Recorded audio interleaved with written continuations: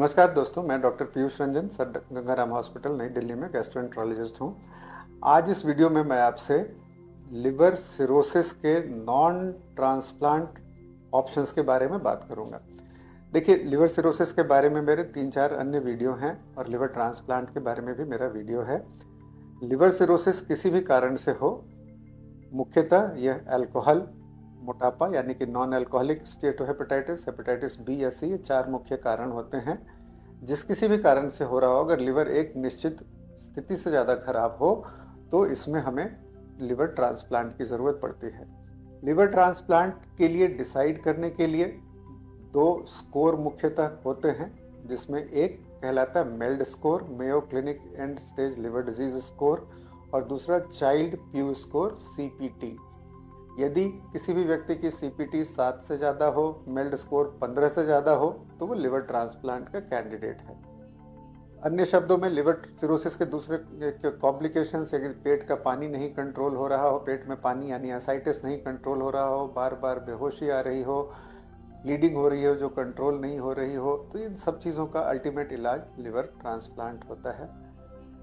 इसके अलावा यदि लिवर में कैंसर हो गया हो लिवर सिरोसिस के परिणाम स्वरूप और वो ट्रांसप्लांट करने की स्थिति में हो, तो भी इसका इलाज ट्रांसप्लांट है।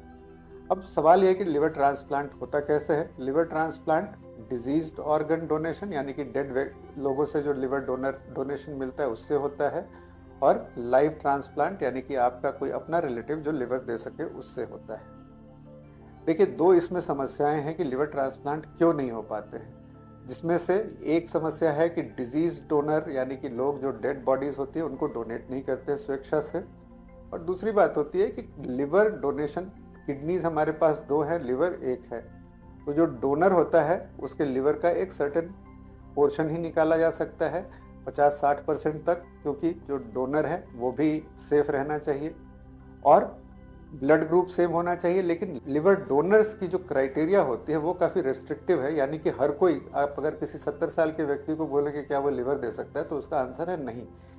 जनरली 18 से 55 साल के व्यक्ति जो कि बहुत मोटे ना हो, मोटे नहीं बिल्कुल मोटे ना हो, जिनका BMI 25 के आसपास हो और ब्लड ग्रुप सेम होना चाहिए और कोई मेजर बीमारी नहीं हो, तो ये रिलेटिव्स में अगर हम ढूंढने चले तो डोनर पूल यानी कि जो व्यक्ति एलिजिबल हो सकता है उसकी संख्या कम हो जाती है।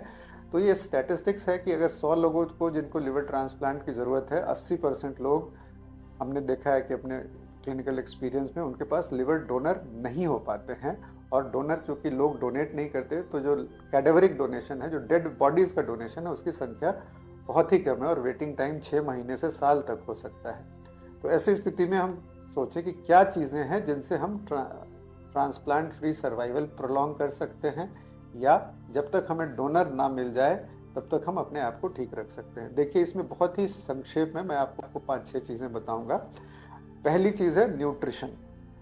न्यूट्रिशन यानी कि खुराक, ये बहुत ही ज़्यादा ज़रूरी चीज़ है। जनरली अगर हम देखें तो लिवर सिरोसिस के मरीज में एक कंडीशन होती है जिसको कहते हैं सार्कोपीनिया, यानी कि मसल्स काफ़ी कमज़ोर हो जाती हैं। कई लोग ये जो non alcoholic fatty liver disease यानी कि मोटापे से होने वाला लिवर सिरोसिस होता है, ये लोग होते तो बहुत मोटे हैं, पर इनमें भी सार्कोपीनिया बहुत ज़्यादा होती है, जिसको हम सार्कोपीनिक ओबेसिटी कहते हैं, जिसके कारण इनके शरीर का एल्बुमिन कम होता है, पेट में पानी बनने की संभावना होती है और बार बार बेहोशी आती है। तो इसके लिए न्यूट्रिशन इम्प्रूव करना बहुत ज़रूरी है। अगर शरीर में पानी बन रहा है तो नमक कम करना है, ब्रांच चेन अमाइनो एसिड और जनरल प्रोटीन की मात्रा काफ़ी बढ़ाने की ज़रूरत होती है, और अगर ज़रूरत हो तो फ्लूइड को रेस्ट्रिक्ट करना है। एक्सरसाइज करना ज़रूरी है ताकि आपके मसल्स का स्ट्रेंथ बिल्डअप हो, और जो बार बार बेहोशी और पानी भरने की संभावना ये इससे कम होती है।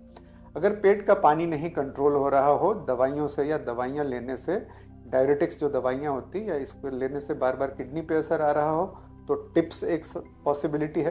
टिप्स यानी कि ट्रांसजुगुलर इंट्राहिपैटिक पोर्टोसिस्टेमिक शंट, इसके बारे में मेरा अन्य एक डिटेल्ड वीडियो है जो आप देख सकते हैं। रिफ्रैक्टरी एसाइटिस के अंदर हम टिप्स कर सकते हैं। वेरिशियल ब्लीडिंग यानी कि जो ब्लीडिंग हो रही है वो नहीं कंट्रोल हो रही है, जनरली ब्लीडिंग के बाद फिर सर्वाइवल कई बार काफ़ी कम हो जाता है जब लिवर खराब हो रहा हो, तो इसके लिए भी हम टिप्स कर सकते हैं। रिफ्रैक्टरी वेरिशियल ब्लीडिंग के लिए टिप्स और BRTO, ये 2 चीज़ें हैं जो ब्लीडिंग को कंट्रोल करती हैं और उसके कारण लिवर ठीक होता है। बार बार यदि बेहोशी की हालत आ रही हो तो BRTO यानी कि बलून रेट्रोग्रेड ट्रांसवीनस ऑक्लूजन शंट्स होते हैं कुछ लोगों में बड़े, उनको बंद किया जा सकता है। तो ये चीज़ें हैं कुछ जो लिवर के कॉम्प्लिकेशंस और न्यूट्रिशन की बात हो गई। और एक दूसरा इंपॉर्टेंट एस्पेक्ट है इसका कि जिस कारण से लिवर खराब हो रहा है उसको कंट्रोल किया जाए। तो जैसा मैंने आपको पहले बताया 4 मुख्य कारण हैं जिससे लिवर कमज़ोर होता है। हेपेटाइटिस बी, सी, हेपेटाइटिस बी और सी के लिए दवाइयाँ हैं और इन दवाइयों से जब वायरस को कंट्रोल किया जाए तो काफ़ी हद तक लोग इम्प्रूव करते हैं, खास करके हेपेटाइटिस बी में।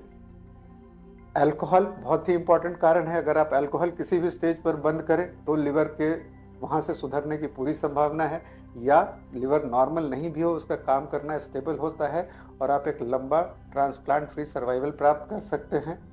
और तीसरी जो सबसे कठिन ग्रुप आती है वो होती है मोटापे के कारण होने वाला सिरोसिस। मोटापे के कारण होने वाला जो सिरोसिस होता है इसमें मोटापे को रिवर्स करने पर भी फायदा होता है, पर प्रायः ये लोग मोटापे के कारण और लिवर की दूसरी प्रॉब्लम्स के कारण एक्सरसाइज अच्छी तरह से नहीं कर पाते हैं, तो उसमें डाइट का कंट्रोल इंपॉर्टेंट है। कॉम्पनसेटेड सिरोसिस यानी कि जिन मरीजों को लिवर सिरोसिस के कॉम्प्लिकेशंस नहीं हुए हैं उनमें दूसरी और कई नई संभावनाएं हैं जिनको हम इस्तेमाल कर सकते हैं। खास करके कुछ दवाइयाँ, सीमाग्लूटाइड, टिराज़ेपेटाइड, आपने अभी पढ़ा होगा कि मॉन्जोरो नाम की एक दवा टिराज़ेपेटाइड जो वेट लॉस के लिए अप्रूव हुई है, प्लस एंडोस्कोपिक प्रोसीजर्स हैं जिनके जरिए वेट कम किया जा सकता है, खास करके कॉम्पनसेटेड सिरोसिस में, जिसमें कि गैस्ट्रिक बलून प्लेसमेंट एक बहुत ही आसान तरीका है। ओबेसिटी के बारे में भी मेरा एक वीडियो है जिसमें इन बारे में डिटेल से बताया गया है। तो ट्रांसप्लांट फ्री सर्वाइवल को बढ़ाने के लिए या ट्रांसप्लांट की संभावना को यथासंभव टालने के लिए जब तक हमें डोनर नहीं मिल पा रहा है, 3 एस्पेक्ट्स हैं। न्यूट्रिशन को इम्प्रूव करना, कॉम्प्लिकेशंस जो लिवर के कारण होती हैं बीमारियों की उसके लिए ट्रीटमेंट, खास करके इंटरवेंशनल रेडियोलॉजी ट्रीटमेंट, टिप्स और BRTO बहुत ही कारगर होते हैं।